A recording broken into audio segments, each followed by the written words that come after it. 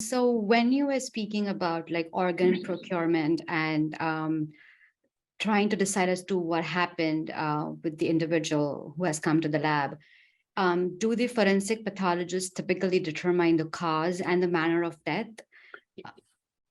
Oh, is that the end of your Yeah, that's the question? question. Yeah, so that's you can say that's probably our biggest job, right? Yeah. Is determine the cause of death. So what happened to this individual? Why did they die? And then the manner.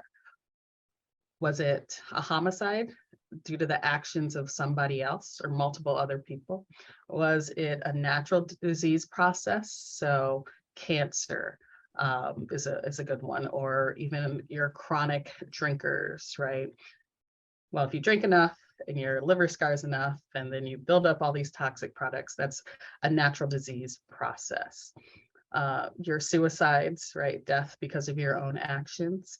Accidents means there's no intent from anyone else or yourself. So most of our drug overdoses, unless there's a suicide note and there's intent of taking too much, a fatal ingestion, falls from ladders.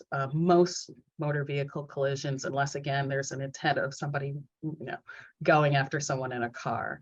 And then undetermined is our fifth manner, and that usually means we just don't have enough information to competently place the death in one of those other categories. But that is, the bread and butter, the heart of what we do. And we do that, for multiple reasons, right? We want to help give closure to the family. Yeah.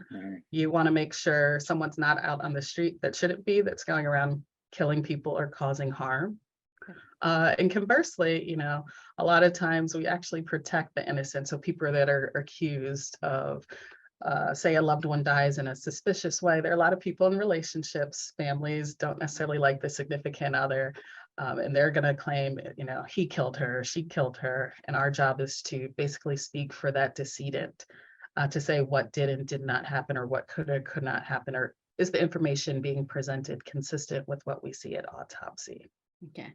And then also, of course, infectious disease threats, as we saw with COVID-19, but Yes. also other emerging infectious diseases, right? If you think back to, good Lord, early 2020, we were all panicked as a nation, as the whole world. And a lot came down, especially early on, to what we were finding in autopsies, right? And what was this disease doing, at least in terms of fatalities, that we could then report to public health agencies, to the hospitals, to clinicians, as well as just contact tracing, those early days especially.